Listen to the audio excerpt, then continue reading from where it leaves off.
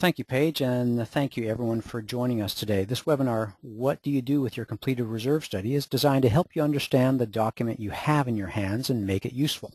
As I understand, we've got about 80% here today in our audience that are managers or board members. So that's a nice healthy chunk of people, and just a little bit under 50% that have a fresh reserve study. So you all have a vested interest in understanding this document and making sure that it's useful. So that's what we want to do here at Association Reserves. We're not a company that just produces reserve studies. We want to make sure that we're being a part of successful communities.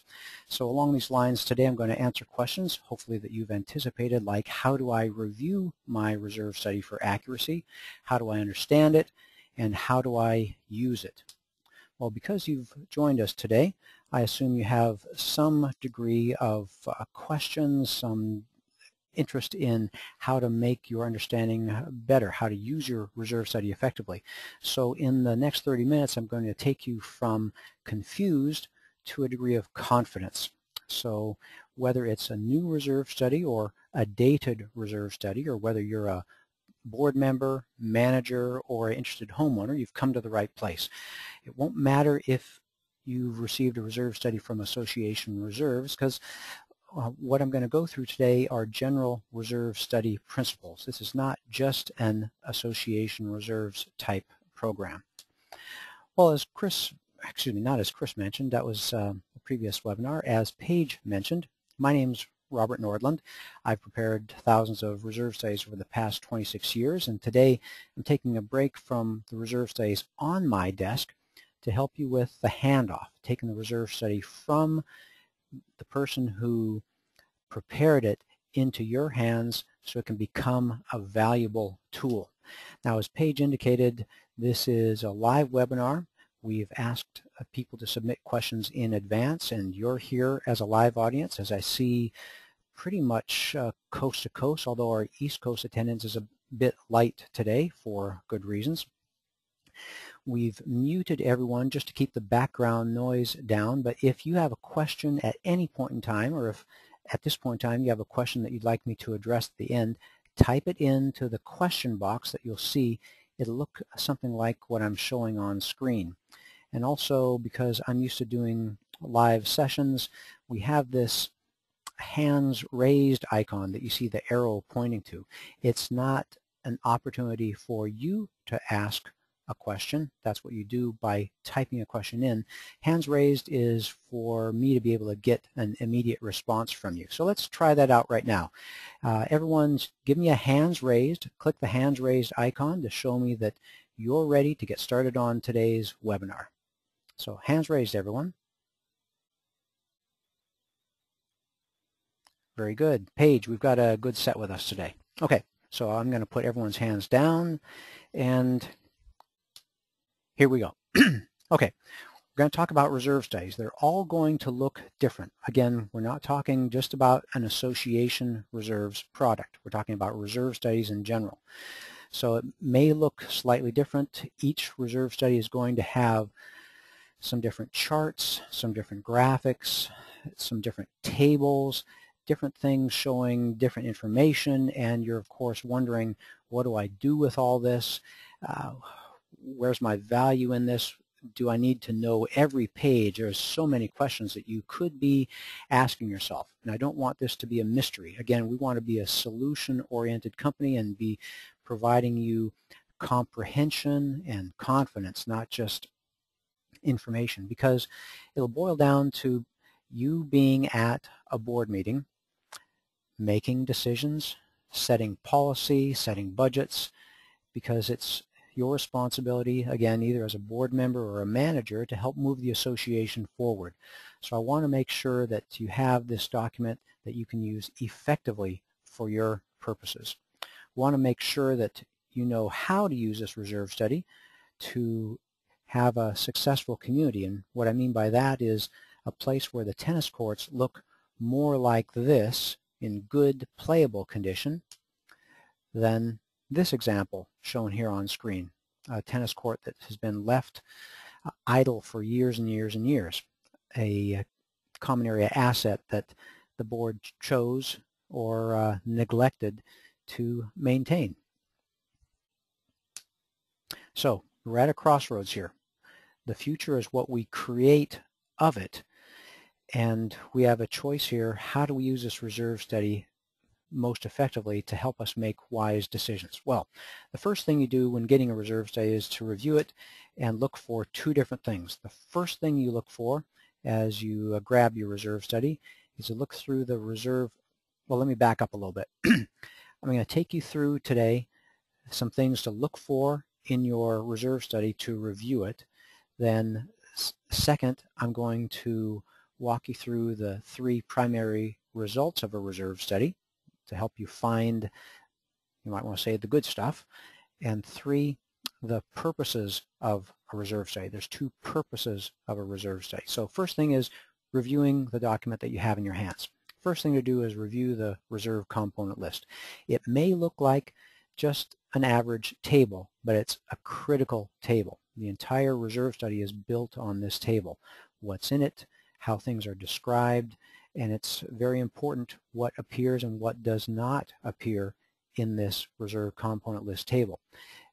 Fortunately, the definition of what is to appear in the reserve component list is well defined by National Reserve Study standards. There's a four-part test that you go through, or a person goes through, to determine if a component or an expense is appropriate for designation in reserves. That four-part test is that it needs to pass all four parts. Is number one, it needs to be a common area maintenance responsibility. It needs to be a life-limited project, something that deteriorates over time and appears over and over again.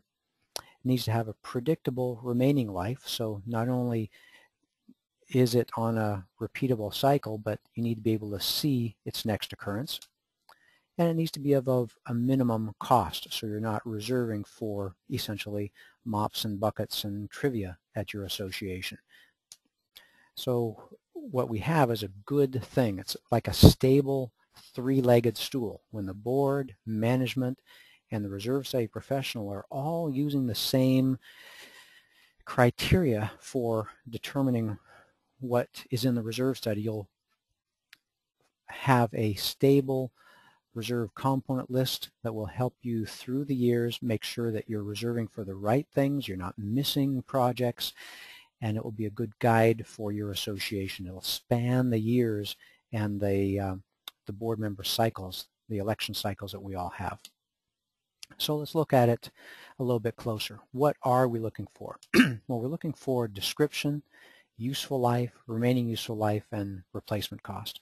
And maybe one of the first things I should do is remind you that this webinar is being recorded. It and all the other webinars that we've done are available for review on our website under our Learning Center. So if at any point in time you think I'm going fast, there are some great resources on our website that you can watch or read at your convenience. But let me move forward with today's curriculum and make sure that you understand that the description needs to be clear. So for instance, the first line item is pool furniture replace. It's not restrapping. In this case, apparently they thought restrapping and repairs are an operational expense.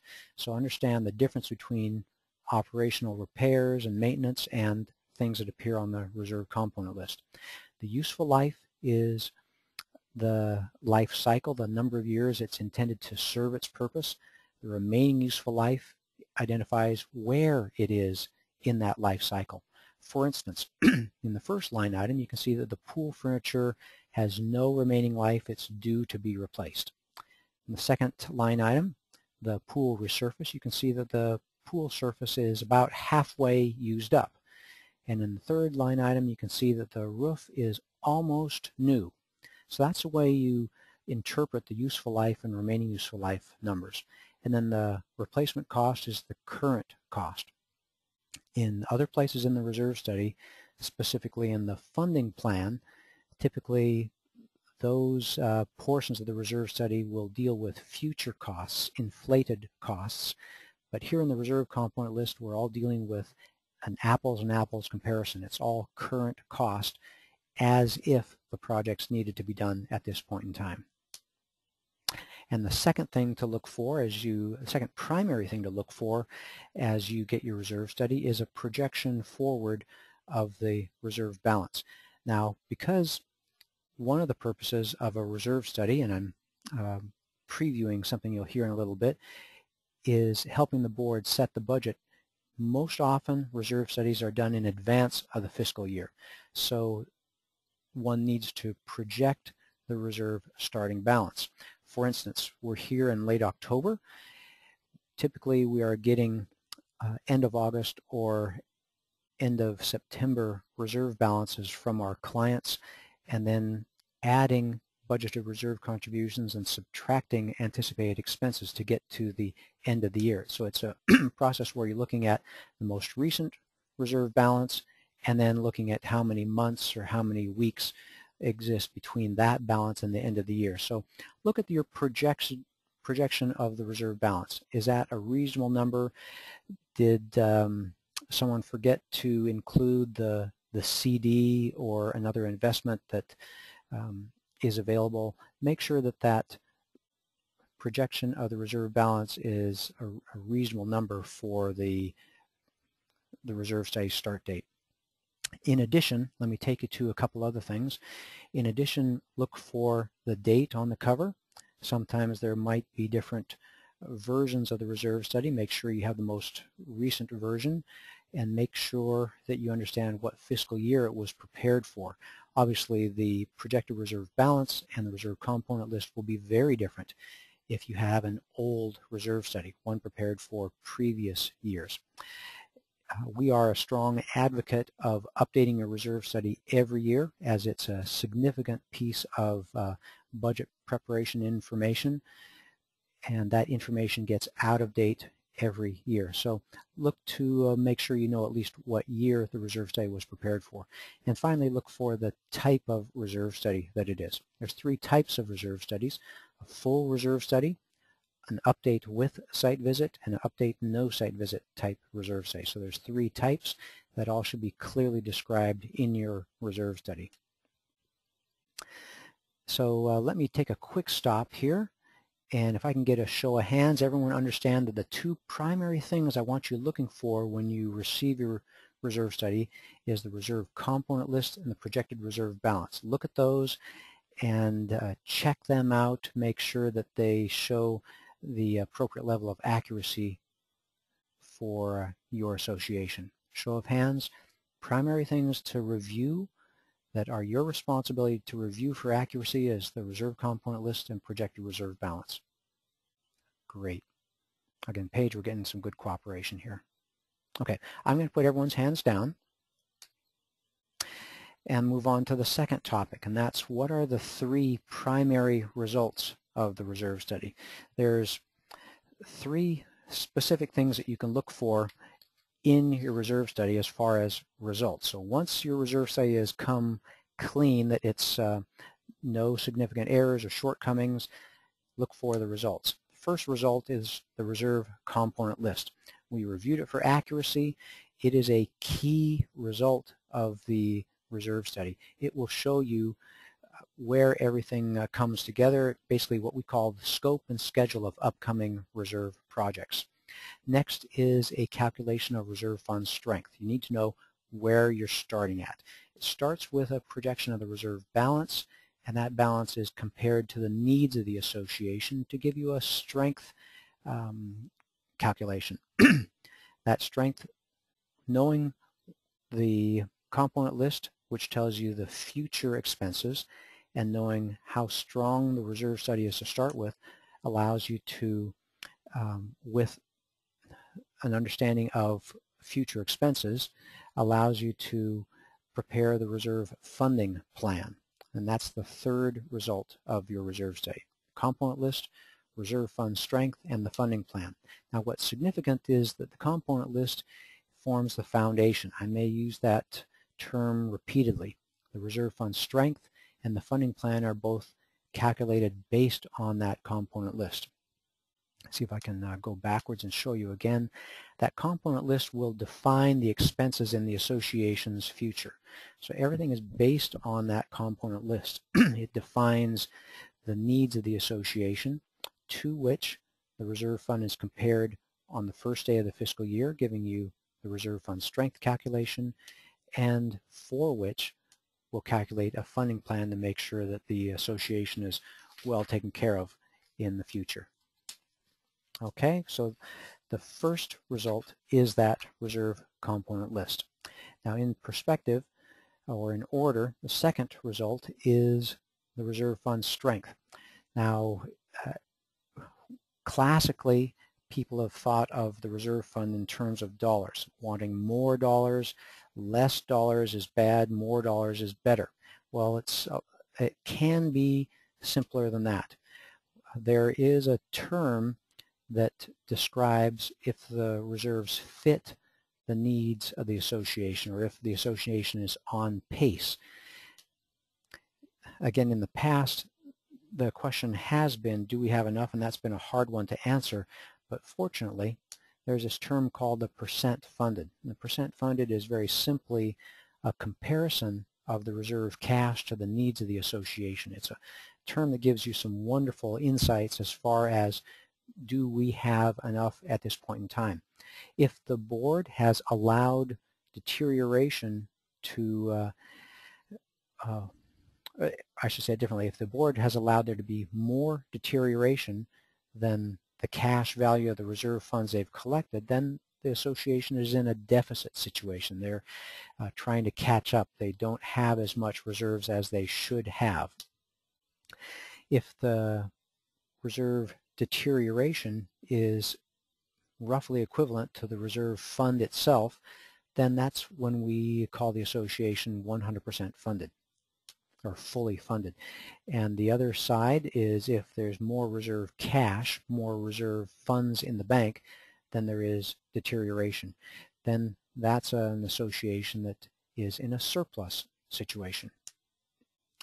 Now, the reason we find, or we recommend associations think about their reserve fund strength on a percent funded level is it provides such great insights. Notice how when we look at percent funded, you can see that the special assessment risk, as we go towards the left with a low percent funded, the special assessment risk gets significantly high.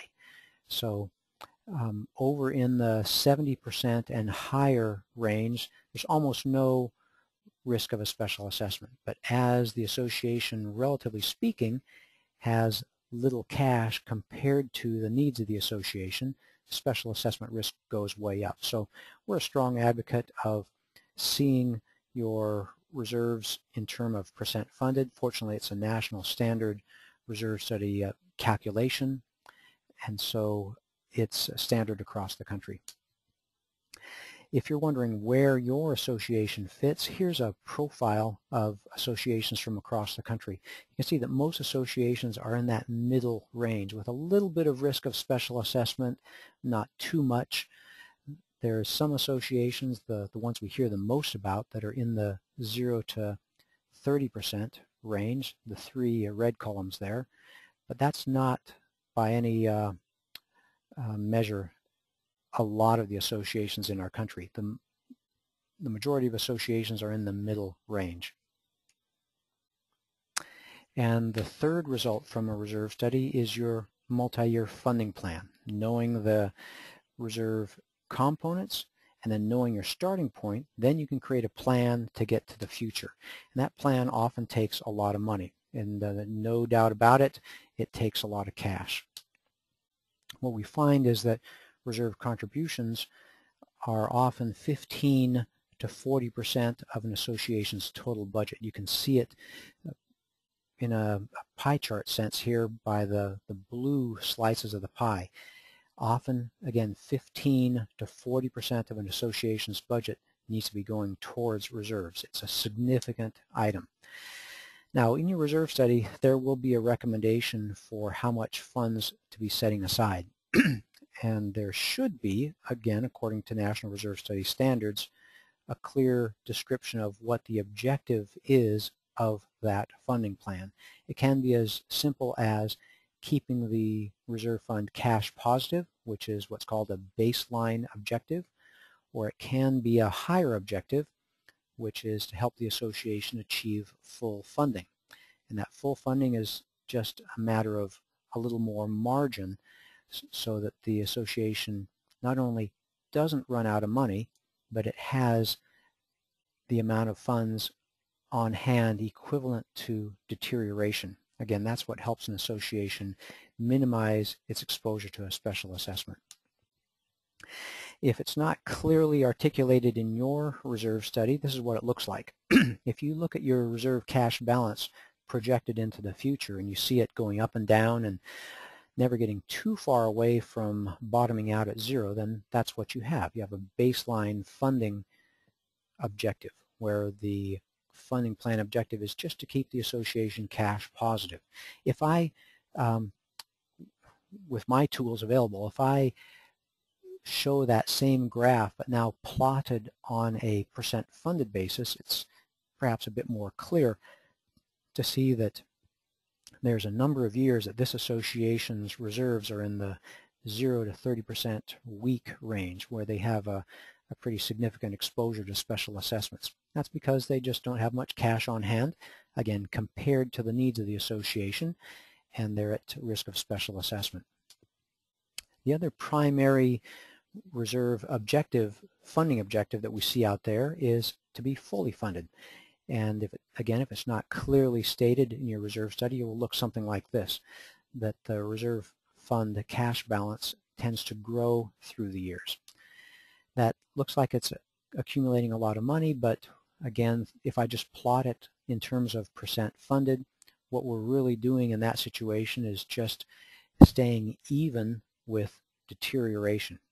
Projects get expensive, they grow with inflation, and the deteriorated fraction of those projects tends to grow. So the cash needs are higher, but again, it's just the margin that gives the association a little bit of an ability to prevent a special assessment.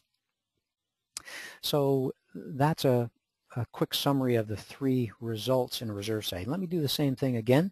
Let me get a show of hands if everyone understands the 3 things to look for are the component list, the reserve fund balance, hopefully expressed in terms of percent funded, and a recommended contribution rate. Those are the 3 results to look for in your reserve study. Everyone click hands raised. Excellent. Okay. I'm going to put hands down. And now look at the question, what do you do with that reserve study? Now that you've looked at the results, what do you actually do with it? Well, there's 2 things you do with a completed reserve study. One is to plan your budget, and the other is to disclose what your plan is and what you found to the homeowners. Planning your budget looks like the budget planning process. How much money do you need? How much money is going to the landscaper or the utility bill or the management company? How much is the ongoing cost of reserve deterioration costing? It's as real a bill as anything else there at the association. It's unfortunately only collected usually every X number of years when a project needs to actually get done, but the deterioration is very real on an ongoing basis. The second thing to do is disclose the status of your reserves and an understanding of what the reserves are being collected to accomplish to your homeowners.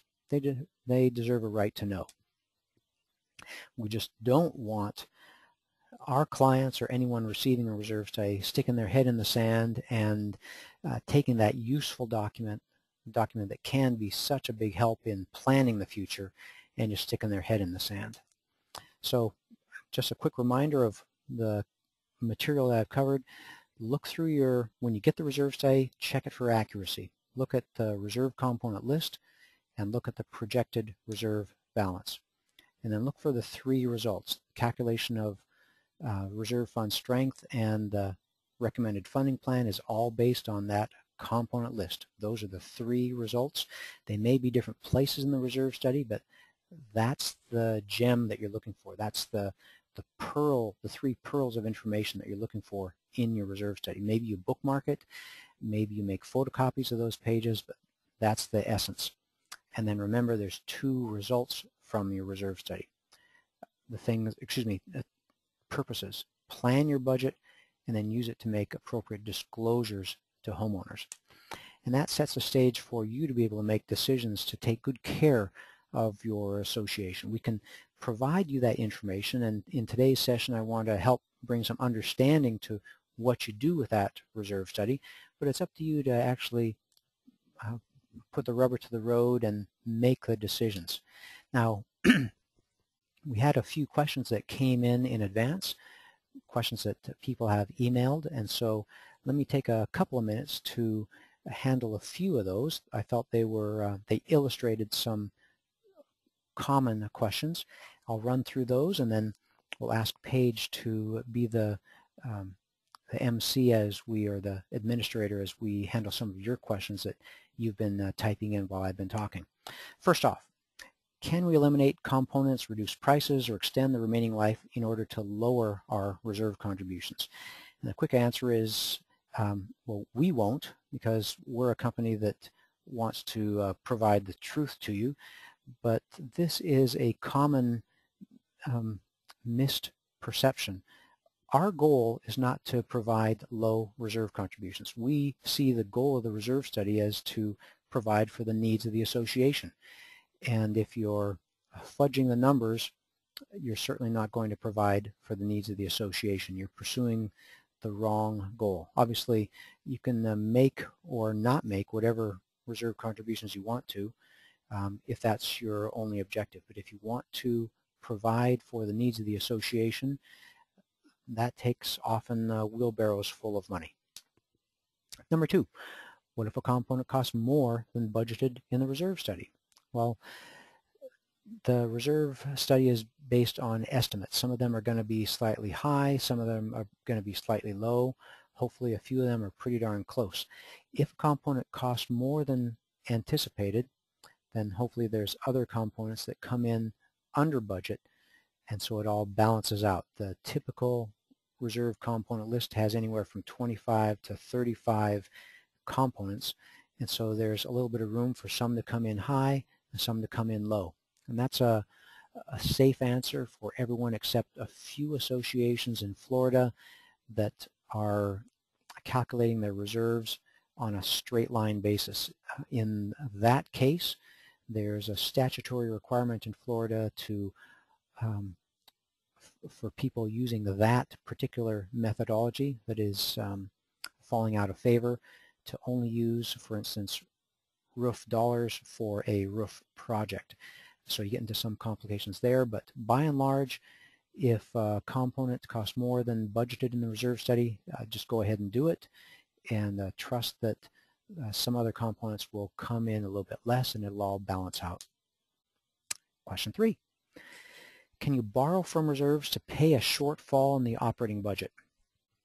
Well, yes, you can. It's your money, but remember that the reserve fund is already created for its own set of expenses. So it's not a magic slush fund that you can dip into to pay your overages from the operating fund. The reserve fund is already allocated to its own set of expenses.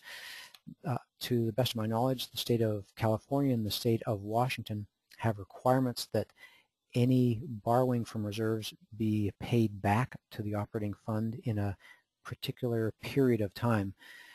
My recommendation would be for all states to make sure that if you do take money from reserves, that you return it back to reserves because it's needed there just as the funds are needed in the operating account. So don't take money from the reserves. Number 4, should you expect to replace siding all at once or a little bit at a time? I like this question because it revealed the interface between the operating budget and the reserve budget. You should expect to be cleaning the gutters, vacuuming the carpeting, making sure there's maintenance, professional maintenance on your elevator system.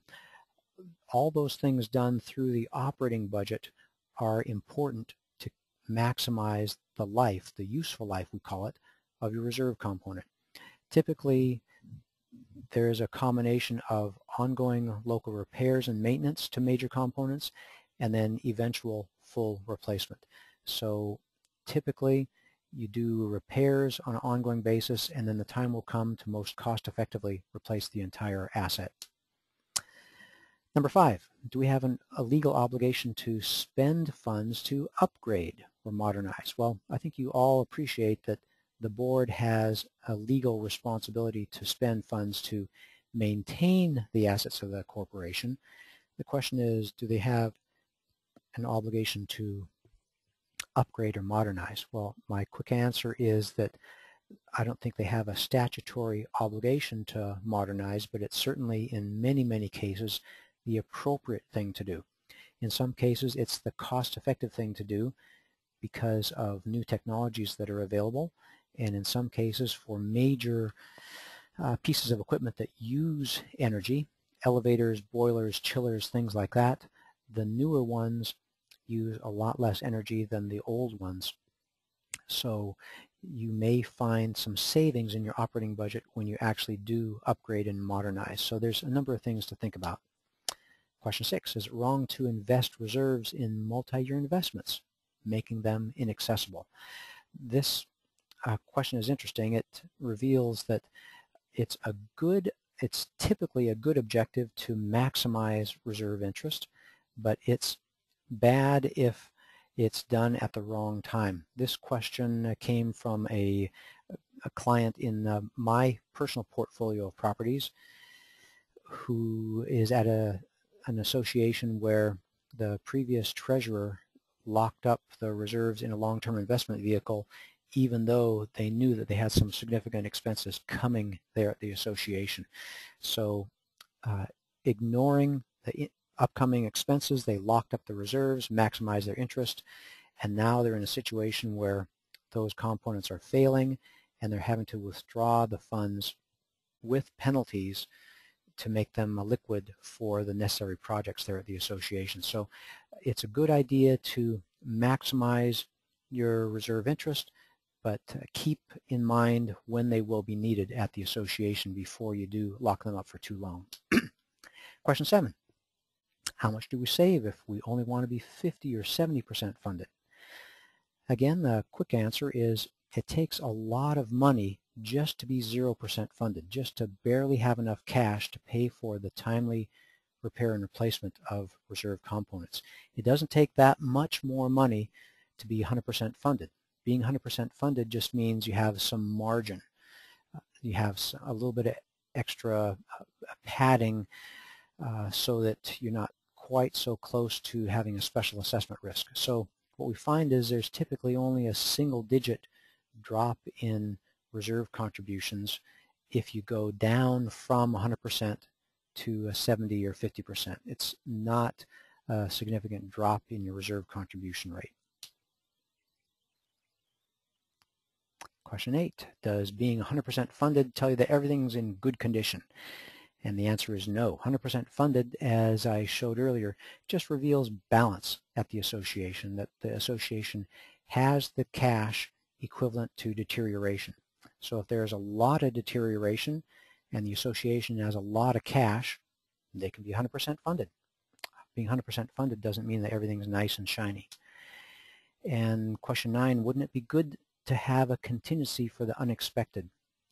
Now, we are guided by National Reserve Study standards, and once we start opening ourselves to the unknown, then there's no telling how far you go with the unknown and making estimates. So our recommendation is to follow National Reserve Study standards, let the standards play, which means reserving only for those projects that are definable, that the association finds as a common area maintenance responsibility, life limited, with a predictable remaining useful life, where you can see them coming, and above a minimum threshold cost.